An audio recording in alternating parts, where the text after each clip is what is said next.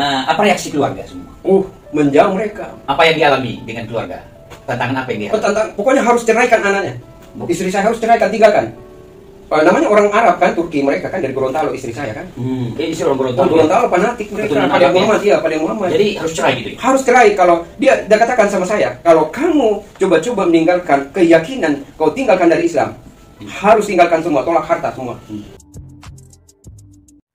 Shalom saudara terkasih dalam Tuhan Yesus Kristus. Saya berharap setiap saudaraku dalam keadaan yang baik dan dipelihara oleh Tuhan kita Yesus Kristus. Amin. Nah saudara, kemarin saya mengupload video seorang cucu daripada tokoh muslim yang ada di Sulawesi Selatan bertobat dan percaya Yesus. Kemudian waktu saya mendengarkan kesaksiannya, begitu saya sangat diberkati dan luar biasa. Untuk dia mengikut Tuhan Yesus, maka ada harga yang harus dibayar. Dia mengorbankan banyak hal dalam kehidupannya, saudara. Di dalam Matius 10 ayat 34 dikatakan begini sampai 42, saudara. Yesus membawa pemisah bagaimana mengikuti Yesus. Jangan kamu menyangka bahwa aku datang untuk membawa damai di atas bumi. Aku datang bukan untuk membawa damai, melainkan pedang. Jangan di framing ayat ini, saudara. Ini adalah maksudnya seperti yang dialami oleh saudara-saudara kita dari Muslim. Ketika mereka percaya Yesus harus bayar harga.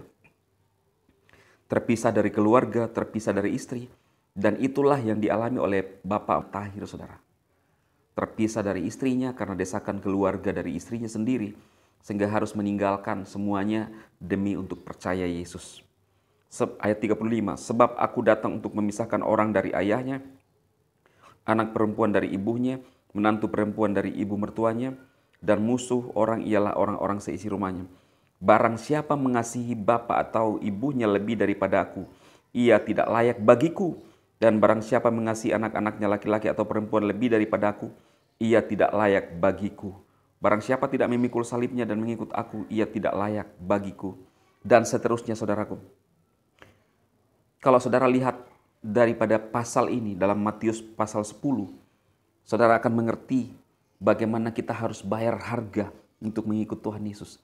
Kita bersyukur sebagai orang Kristen bisa satu iman dengan mungkin istri kita, tetapi saudara-saudara kita yang dari seberang itu butuh proses ketika mereka harus percaya Yesus, harus terpisah dari keluarga, bahkan istri. Pesan saya buat saudara saya yang dari Muslim, luar biasa, saya percaya bahwa saudara-saudaraku dipakai oleh Tuhan menjadi alatnya untuk menyatakan kemuliaannya. Kita dipanggil bukan untuk menjadi Kristen, saudara, tetapi bagaimana kita mengikut apa yang disampaikan oleh Tuhan Yesus, percaya kepada Dia. Kemudian kita dipanggil untuk menerima keselamatan kekal bersama Dia. Dan luar biasa kesaksian daripada Bapak Tahir, ya. Saudara bisa menyimak apa yang disampaikan. Tuhan memberkati.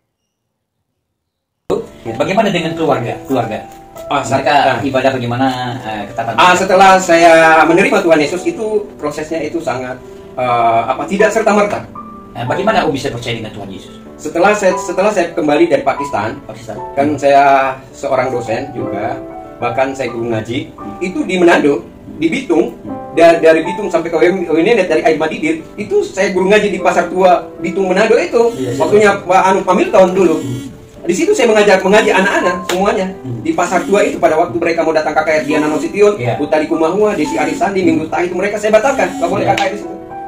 Ya, setelah saya pulang dari Pakistan itu, pada saat saya duduk di antara dua sujud, saya lagi zikir di kamar saya, kok tiba-tiba ada cahaya. Ya walau alam itu cahaya apa, seperti apa, tapi yang penting berbentuk cahaya. Dan cahaya itu ada satu bayangan manusia, dan ada suara. Suara itu dia berkata, akulah jalan kebenaran dan hidup, tak seorang pun yang datang kepada Bapa tanpa melalui aku. Tapi pada saat itu saya belum tahu apa arti daripada, apakah itu firman, apakah itu dari setan, apakah itu dari manusia. Yang penting ada suara itu. Ada suara. Ya, sebelumnya belum tahu. Tidak pernah. Jangankan gila membaca Alkitab itu memegang pulki, tidak bisa, karena kita mengharamkan Alkitab itu. Artinya kalau kita memegang Alkitab atau kita pelajari Alkitab itu, pasti banyak orang-orang yang masuk Kristen. Sehingga dikatakan bahwa orang-orang mengatakan orang Islam bahwa kalau jangan sampai pegang Alkitab itu. Sebenarnya kalau menurut saya nggak haram. Hanya yang diharamkan artinya apabila kita memegang, seorang Islam ini memegang Alkitab itu lalu kita pelajari, di situ terdapat ada mujizat Tuhan sehingga bisa mereka mengikut Yesus. Ya, sebenarnya nggak haram. Apapun juga di atas dunia ini tidak ada yang haram. Hanya itu mungkin adalah ketentuan masalah agama saya kan, gitu. Sehingga kita tidak bisa layak untuk memegang itu. Jangankan memegang, membaca pun tidak boleh. Membaca tidak boleh. Tidak boleh. Ya tidak boleh. Jadi saat saya lagi zikir, kita kan zikir harus membaca 33 kali kali 3. La ilaha illallah, Allahu akbar, alhamdulillahirabbil alamin kan? Berarti kita harus baca 99 kali kan? Zikir kan?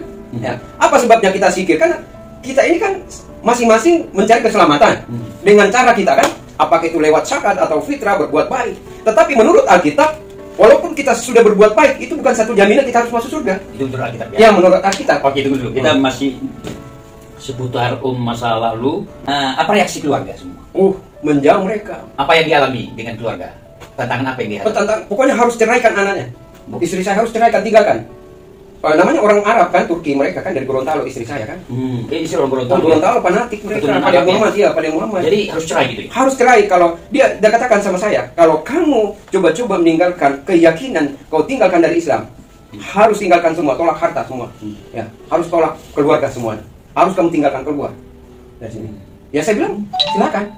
Saya seorang laki-laki punya komitmen, kok saya bisa hidup kok. Bukan dari meninggalkan istri jadi istri dan anak. Istri ya diambil semua harta. Rumahku di situ ada di Manggarai. Itu di dekat Incofor. Ya. Itu ada rumahku itu 1 miliar. Istri saya pengusaha. Jadi diambil dia? Diambil semua, di Bekasi pun diambil. Saya punya rumah 5. Saya punya mobil ada 3. Tapi puji Tuhan, saya bisa beli sendiri. Mobil saya ada juga, rumah saya sudah bisa beli 2. Jadi tantangan itu ya? Ya, tantangan itu. Terus secara fisik tidak ada apa-apa ya? Oh, saya dipukulin juga. Dipukul sama siapa? Orang-orang. Orang di sini, di Depok. Waktunya saya menginjil di Depok, dia bilang, kamu jangan coba-coba kamu agamakan orang yang sudah beragama. Ngapain kamu? Kalau mau masuk Kristen silakan, tapi jangan pengaruhin orang. Hanya saya berkata bahwa saya tidak pernah agamakan orang. Karena kekristenan itu bukan agama, tetapi hanya datang Yesus itu sebagai kita hanya pengikut Yesus. Yesus sampaikan begitu apa adanya.